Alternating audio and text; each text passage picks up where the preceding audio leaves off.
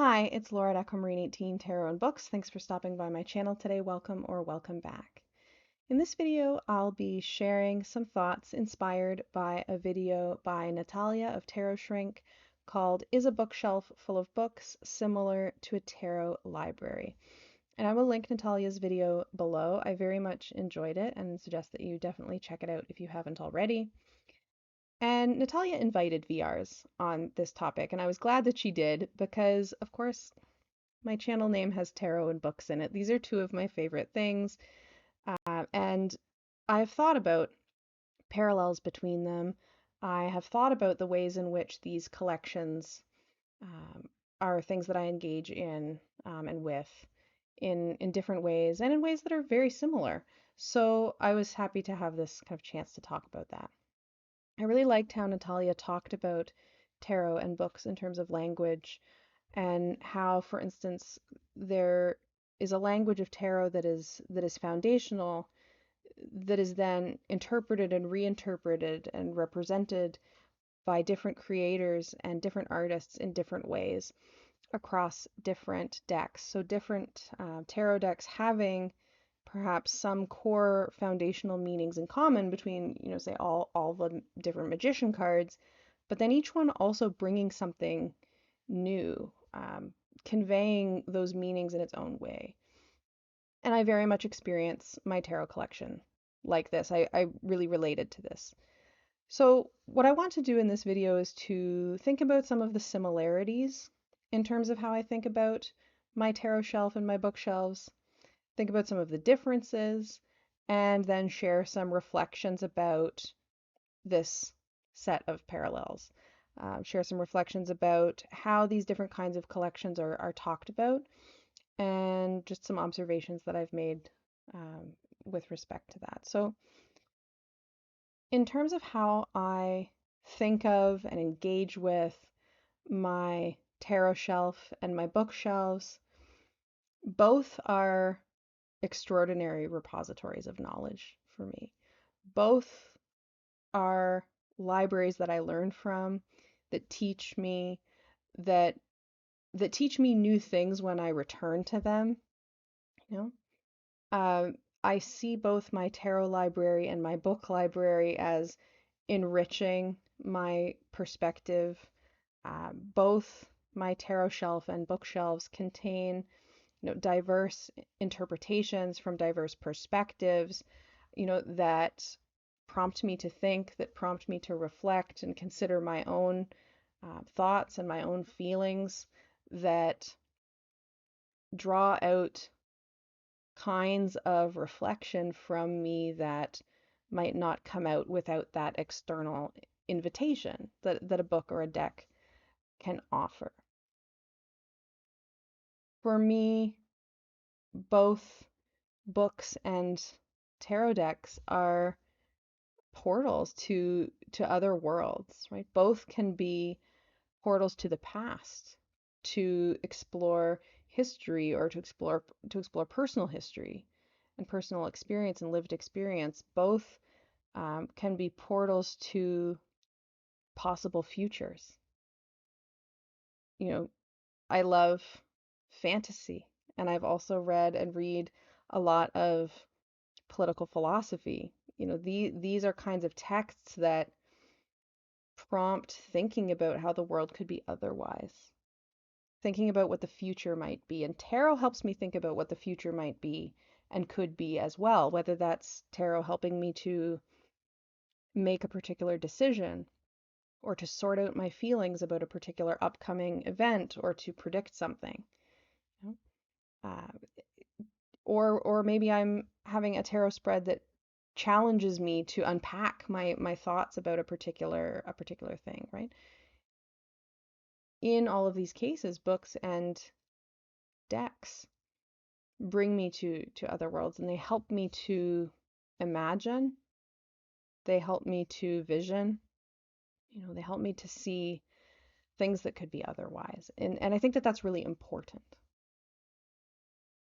For me, both decks and books, both reading books and reading cards, Both of those reading experiences um, can be a respite for me when the world doesn't feel very welcoming or doesn't feel very good, to be in. And I don't think that that's escapist, or bypassing in a negative way so much as I think that it is a kind of uh, self-sustaining relief. It's creating a kind of safer space of experience, a kind of pocket of time where that is possible. And both books and tarot can do and have done that for me. And I appreciate both tremendously for that. And I experience both books and tarot decks as interlocutors. And this maybe connects to Natalia's thinking in terms of language, right? Both books and decks are tools, for lack of better language, objects that I am in conversation with when I am engaging with them, right? Whether that be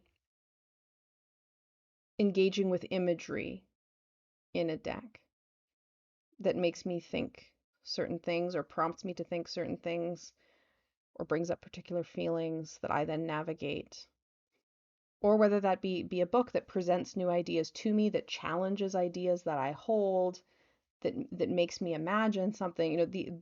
They're both very conversational experiences for me, engaging with a deck or engaging with a book. And both can help me to clarify my own thoughts and clarify my own feelings, to explore my thoughts and feelings, and potentially to shift my thoughts at times. Certainly, both tarot reading experiences and books have fundamentally changed how I view the world, right, and how I navigate the world. So both are transformative, and both for me are magical in their own ways. I think that the parallel between the two is apt. I did though make a list of some differences in terms of how I engage with books and with tarot, and maybe differences between my book library and my tarot library and what those things say about me. So in terms of my tarot practice and my tarot collection, all of the tarot decks that I own are on my tarot shelf. Except, I've got one or two here for a video I'll be filming shortly, but all of my tarot decks live on my tarot shelf, right? If you wanted to get a snapshot of my tarot practice in terms of the tools that I use, you could look at my tarot shelf. My bookshelves, that is not the case. And I have a fair amount of books. I definitely have more books than decks. I've got the nonfiction, back here, history, philosophy, theory, some memoir, some reference books, and so on. I've got the magical bookshelf, which is the astrology and the tarot and all of those kinds of books. I've got a fiction bookshelf, and then that shelf also houses things like cookbooks, right? But a lot of the books that I engage with are not on any of my shelves because I read electronically. Much of my fiction reading is on my e-reader at this point. Um, I also borrow books from the library and then promptly return them, mostly on time. So the bookshelves won't give you a snapshot of my current reading practice in the same way as a tarot shelf might. That's kind of interesting, I thought. In both cases with tarot and with books, I would say that I'm quite deliberate in what I keep, but I do pass along books a lot more often. Books tend to cycle in and out of my library much more so than tarot decks do. And I think that that's for a couple of reasons. One is simply books are less expensive for the most part. I get a lot of books secondhand, or trades or things like that. So books are a lot less expensive. Also, there are very easy ways for me locally to rehome books that don't exist in the same way for decks. So that's part of that as well. Uh, and some of that has to do with me not being a big fiction rereader. And the rereading rereading or not rereading books. I've been thinking about this in terms of the tarot and book parallel, right? Tarot decks I revisit. Every tarot deck in my house on my shelf, except for one that literally arrived yesterday. Every tarot deck other than that has been read with multiple times. Every single one. Right? There are tarot decks that I've read with hundreds of times, for sure, that I've had for years and years and years, right? And I revisit tarot. And there are also books that I revisit, right? There are books that I've had for 20 plus years that I've read multiple times, that friends have borrowed and read multiple times, that are full of notes, only some of which are mine, that are falling apart at the seams, that I wouldn't be without, that I revisit regularly. There are books that I revisit because I teach them, because they've inspired my thinking and have shifted my thinking in such significant ways that of course I revisit them, right? That have been read, of multiple layers of my notes throughout. There are books that I revisit because they help me navigate my world. This tells me which of my bird neighbors are arriving and leaving at any given month, roughly. Um, of course, the climate is changing, but it's a helpful guide. So this is kind of something that I'm looking at monthly, right? So there are books that I revisit in the same way that I revisit tarot decks. But there are also a lot of books that I've never reread or that I don't reread frequently at all, and yet that I still wouldn't want to be without because they've been so influential, because they're so cherished and loved, because I want to have them to share with friends, to borrow, and they can bring them back and then we can talk about them. But my fiction shelf in particular, I don't revisit in the ways that I visit my other bookshelves, or my tarot shelf. Right? If a fiction work stays in my shelf very, very long term, it's because it's beloved and it's cherished. It also may be one that I'm teaching. That's when I reread fiction, if it's something that I'm teaching. And I'm not teaching right now, so I don't even have that excuse, right? So in this sense, I would say decks and books are both libraries that I engage with different items to varying degrees, right? Some of my tarot decks I read with much more often than others. Again, they've all been read with multiple times, but some of them I keep on going back to and keep on going back to and keep on going back to, and others I want them there to be able to go back to, but I don't go back to as much. And that's true of the books as well. And another big difference for me personally, and this is obviously going to be different for different folks, my bookshelves and the contents of my bookshelves, this shelf in particular, these books are very much tied to my professional life and kind of the history of my professional life in ways that the tarot decks are not. Tarot has never been my career. I've done readings at markets and done paid readings, here and there, but it's never been my career. The books that are in my home that stay and that I refer to all the time, and that, they're much more connected to my professional life. Everything on this shelf, I would say, is linked in some way either to my research, to my writing, to my teaching, or to doctoral coursework at the very least, right? Uh, very much part of my professional life, whereas my tarot is not, and I don't think of it that way. Maybe someday that will change if I, take up tarot as more of a career, but for the time being, it's not. So that is another interesting difference, I think. Those are differences. So the unsurprising conclusion, right, to think about Natalia's question, is a bookshelf full of books similar to a tarot library? I would say yes, that for me, there are more parallels than not. I feel more resonances between these different kinds of shelves than I feel um, firm distinctions. And some of the firm distinctions that I draw between them, like their proximity to my professional life, for example, could very easily be different and are different for many people, right? So I think that it is a good parallel. And something that I think unites the deck shelves and the bookshelves. Um, and maybe that partly prompts this kind of comparison, right? Is that something that they have in common is that both of them frequently show up as backdrops on TarotTube, right? And maybe that's because we tend to keep them on bookshelves, right? Um, both tarot and tarot collections and books and book collections show up in our videos a lot. And show up in our videos a lot in a background, behind us, out of our focus, not necessarily actively being talked about all the time, but present. And so I think both of these, somewhat inevitably, are things that folks want to look at and try to discern something about the person, beyond what the person is saying. Right? We want to perhaps be able to tell something about someone by their bookshelf or by their tarot shelf, right? And presumptions are made in that way, right? And I think that it's important when we make those presumptions, right? When we're looking at someone's shelves behind them and making different kinds of assumptions about what kind of reader, whether that be card reader or book reader, that they might be, or what kind of collector of things that they might be, right?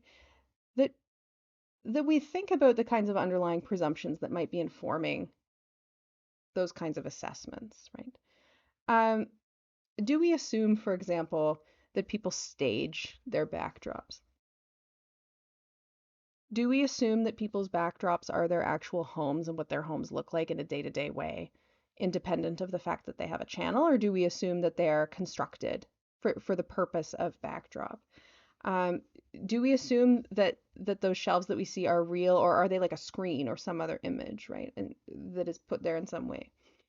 Do we assume particular things about the ways in which the items that we see on the shelf, books or decks, um, were acquired? You know, do we assume that they were all purchased brand new, just as a kind of unconscious assumption that we don't ever think about, or do we not? Do we assume that those that we watch on TarotTube or BookTube or both um, engage with their shelves in the same ways that we engage with ours? I suspect that assumption is pretty common, right?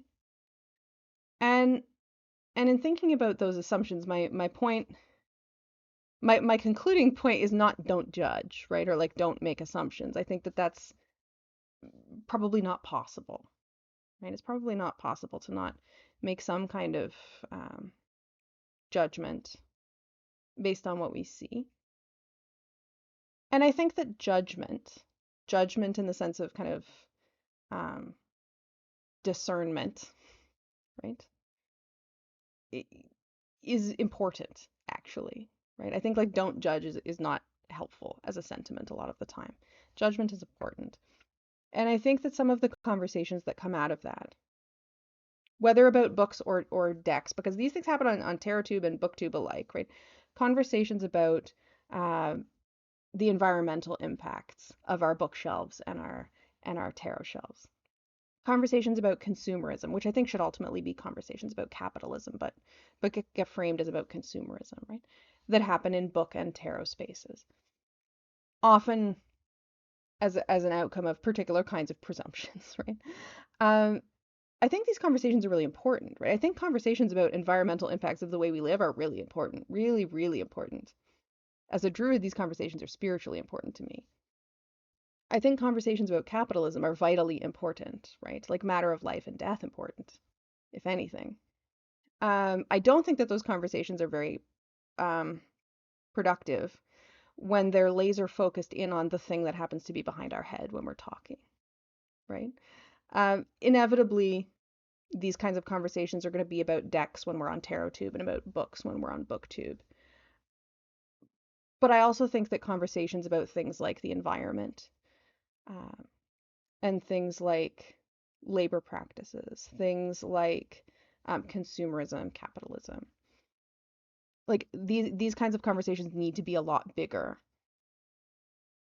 in order to make sense and in order to have really substantive impacts, right? They require us to talk about and think about like parts of our lives that aren't readily visible. in our videos and that aren't as fun to talk about necessarily, right? And so, by way of closure, I guess I would say that, you know, some of us will engage with our bookshelves and our tarot shelves perhaps in very similar ways.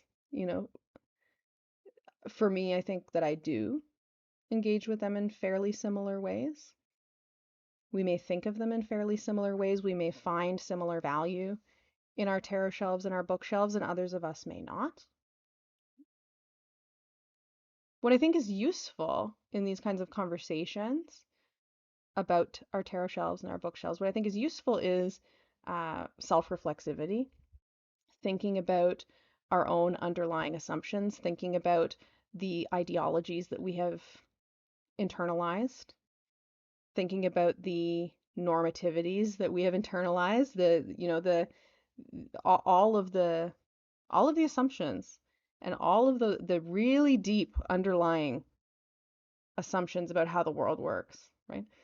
That come into these kinds of conversations. I think being self-reflexive about those things is very difficult but very important. And I think that two of the absolute best tools that we have, two of the best tools to facilitate self-reflexivity and being self-critical and being self-aware are tarot and books.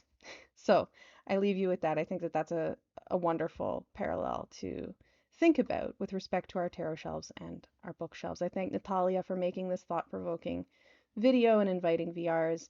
I've really enjoyed thinking about this. I would like to hear your thoughts. Do feel free to share in the comments below. I will see you all again soon.